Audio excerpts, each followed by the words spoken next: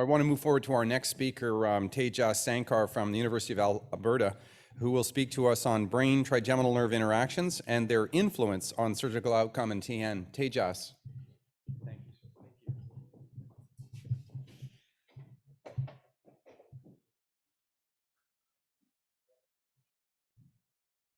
Okay, well, thanks, Chris, and thanks very much for the invitation to speak. It's really a pleasure. And thanks to you and to Danielle and the organizing committee and team for putting this meeting together. I've probably learned more at this meeting than any other meeting that I've ever attended, and I mean that sincerely. So thanks so much. The collective experience of the people in this room and those online is something truly remarkable. So mine is a little bit of an unusual talk. We're going to take a different direction here. It's sort of a grab bag of various observations, conceptualizations, and some data, I would say primarily pilot data, some published and some unpublished, that tries to look at a much broader question. And initially I was a little bit sheepish about giving this talk. I wasn't sure how it was going to quite fit into, you know, the highly technical presentations that we've had. But in fact, I think it dovetails very well with some of the talks that have been given earlier today, in particular Professor Krause. And what do we really understand about the mechanisms surrounding recurrent pain in trigeminal neuralgia following surgical treatment, especially microvascular decompression? And I hope this presentation will be fodder for some discussion and future work, both in my lab and others, to try to answer some of those questions. So no disclosures, none relevant to the talk anyway. And so the central big question that motivated this work is, what explains the variability in pain relief outcomes after microvascular decompression, or indeed any surgical procedure for trigeminal neuralgia? And of course, we have an obsession as neurosurgeons on surgical and technical factors, and I do not want to diminish the importance of those factors. I think we've heard about anatomical variations, we've heard about transposition versus interposition, we've heard about any number of things that are technically important. But if we're agnostic to the type of surgery that we do, what is it that, when it comes to the patients, their brains, and their trigeminal nerves, that make them respond or not respond to surgery? And I would also submit to you that when patients recur, we're not really sure why they recur. We say that maybe it's, you know, arachnoid granulations, maybe it's teflonoma, maybe it's other things of this nature. But I would submit that there might be some fundamental mechanisms underlying those recurrences. What about clinical factors? Well, we've heard a whole lot about them. You know, female gender potentially portends a worse prognosis, type 2 pain, or you know, constant dull aching pain, the degree of neurovascular compression, all important. But I would submit to you, and I put this slide in because I knew that we had Professors Ruslan and Sekula in the audience, and we actually looked at their respective prospective scales that they had developed for microvascular decompression prediction based on preoperative clinical features. And I won't tell you which one won. We tried to validate it in our, well, I can tell you now, so Pittsburgh won, so that's what it is, or Columbia now, as the case may be. But at any rate, the point of this slide is to say that clinical factors can do relatively well at predicting who's going to respond to MVD, but they don't do a perfect job. They probably explain, in our series anyway, about 70 to 80% at most of the variability in outcome. And importantly, the predictive performance of these various clinical factors and scales diminishes with increasing time after your index operation. Right? So there has to be something else that's going on. And so the conceptualization that we came up with in my group is to think of, and this is nothing earth-shattering, but your classic central peripheral balance. So the hypothesis is that response to trigeminal neuralgia surgery can be explained by a dynamic interplay between the trigeminal nerve on the one hand and pain-relevant structures in the brain on the other. Of course, the trigeminal nerve is important probably in pathophysiology, whether you believe it's a demyelinative phenomenon or whether you believe there's something called the res that actually plays a role. But that's the site where we perform the majority of our surgical interventions, including microvascular decompression. And then, of course, the brain is where pain processing and the chronic pain experience occur. And so I would submit to you that there are three conditions that have to be met in order to have durable postoperative pain relief. You need a favorable nerve, you need a favorable brain, and then you need to optimally alter the trigeminal nerve itself, at least temporarily, to induce a change in the brain, which is then lasting and provides long-lasting pain relief. So with that in mind, I'm going to show you some data that I think support that hypothesis, at least with some, on a preliminary basis. So we studied this in the same way as many other groups have done, and in particular the pioneering work by Moji Hodai, where we use multimodal MRI imaging to evaluate both the trigeminal nerves and the brain at various time points before and after surgery. We evaluate the nerve using high-resolution T2-weighted sequences and diffusion tensor imaging. I'll talk about some of the tools that we developed to better visualize the nerve, and then the brain using structural imaging, DTI, but also functional MRI and magnetic resonance spectroscopy. So here are some of the results, and these are not necessarily in any particular order, but I want to show how they perhaps build support for our hypothesis. So first, a favorable brain. This was one of our first studies that we published a couple of years ago. We looked at various subcortical structures in the brain, their volume prior to surgery, and we saw how that was correlated with outcome following microvascular decompression. Now, this is not a consecutive series, so these are selected patients. We wanted to bias it in favor of having some non-responders in the group, but I will say that the responders and non-responders all had evidence of neurovascular compression that was considered significant, okay? So we at least have that in terms of them being comparable. But the non-responders were those who had either no initial pain relief or recurrent pain relief within 1 year. And what you find is that there are indeed differences in the brains of these responders and non-responders. So perhaps paradoxically, a larger hippocampus seems to portend a poorer prognosis. And hippocampal volume, as you can see here, actually predicts outcome at 1 year with fairly good sensitivity and specificity. And in fact, this is a bilateral phenomenon. So responders almost universally seem to have smaller hippocampi than non-responders. You might say, well, that doesn't really make sense because we know that in chronic pain conditions, the hippocampus appears to be atrophic. What I speculate this is that you sort of need a hippocampus that is receptive to being able to undergo some plastic changes following surgery. Perhaps the smaller hippocampus is the one that can grow or respond after surgery in some way. And that, I think we have some preliminary evidence, again, from Moji's group, that the hippocampus actually does increase in volume following successful treatment. So different brain, different response to the same operation done technically the same way. What about the nerve itself? Well, again, we see differences here. These are a bit easier to explain, I think. We've already seen that larger nerves actually seem to portend a worse prognosis. I think that's because there's a lower degree of vascular compression of those nerves, and when you measure the volume is in fact larger.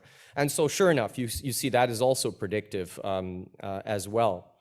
And then when you combine the two, you actually do better at predicting outcome than with either alone. So that goes towards this hypothesis that it's a favorable brain and nerve interaction that are necessary in order to produce your successful and durable pain relief outcome after MVD.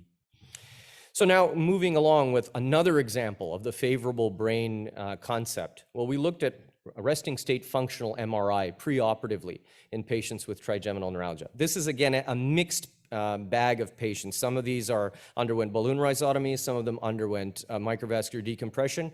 For obvious reasons, obtaining high resolution imaging in a lot of patients is a challenge, and so we just wanted to boost our power.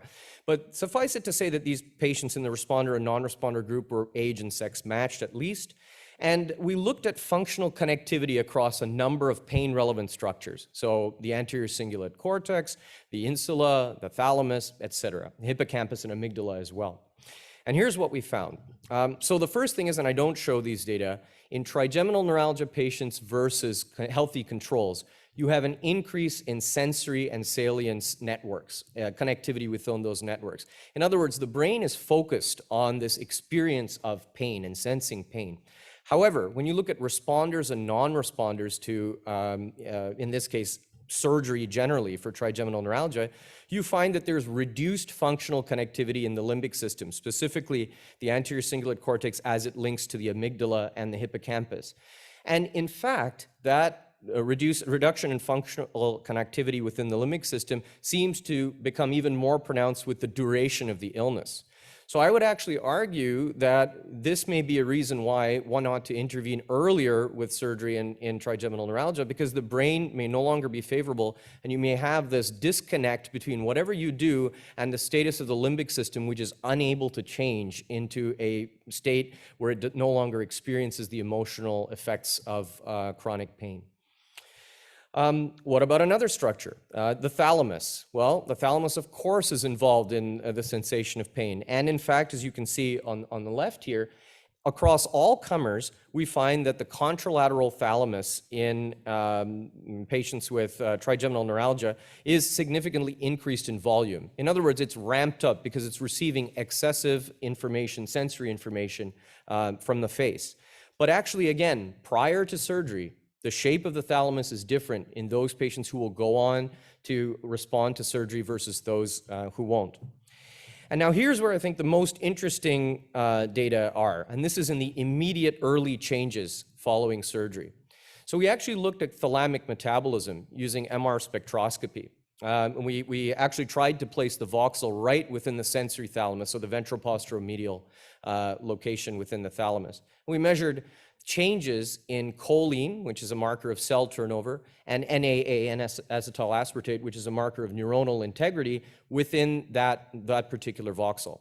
To our surprise, we found that there are indeed changes that occur within a week after surgery, but for patients who at this point are all pain-free after their surgery, they actually have divergent metabolic responses within the thalamus that will predict their one-year failure or success. So very early changes in the brain are portending the success of the procedure at a much distant time.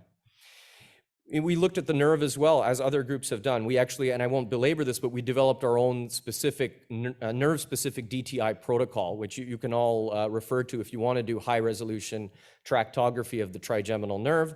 And this specifically uses higher spatial resolution, and it also suppresses the CSF so that we don't get partial volume effects along the nerve. Using that technique, we actually find something very interesting. One, maybe the affected trigeminal nerve doesn't look too different, at least tractographically, from the normal trigeminal nerve. And this is an area of controversy in the field. I would say that perhaps we don't have enough numbers to really say whether those nerves are different or not. The previous literature suggested that they were. But I think more importantly this, and this goes to the question of, are we having a microlesioning effect or some kind of change, damage to the nerve with microvascular decompression? And all these figures are in post-MVD patients. Well, indeed we are. You see that as early as a day after surgery, you're getting changes in mean diffusivity, radial diffusivity, axial diffusivity. Those are probably measures of edema within the nerve. And then at 1 month after surgery, you're seeing changes in fractional anisotropy. So perhaps some more lasting changes in axonal integrity. So I do think MVD is at least microstructurally disruptive to the nerve, and we can now prove that with high resolution DTI. How does that relate to outcome? Well, the responders and non-responders seem to have the same changes microstructurally in the nerve. They're not any different at 1 month, but yet there are these huge differences in the brain. We actually find that the anterior cingulate cortex increases in volume only at 1 week, only in responders in a significant way compared to non-responders. And similarly, there are changes in tractography of the cingulum bundle as well. And again, this moves towards the importance of the cingulum as a central pain propagating structure. So with all this in mind, here's the very conceptual part of the talk, and this is sort of the master figure as to how we're trying to understand trigeminal neuralgia. You have these peripheral procedures that are done at various segments along the nerve and ganglion. And then here are the various brain-nerve interactions occurring at all time points. And we're trying to fill in the gaps in this conceptual framework. What is it that you need that needs to be favorable prior to surgery to achieve initial pain relief? And then if you achieve initial pain relief, how do you achieve long-term pain relief?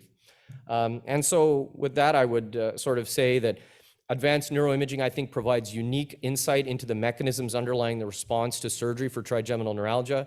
I think conceptualizing this balance between the nerve and the brain, or nerve-brain interactions, may help to improve surgical outcomes in trigeminal neuralgia. And of course, we need future work to establish the potential clinical utility of this. We need much larger numbers.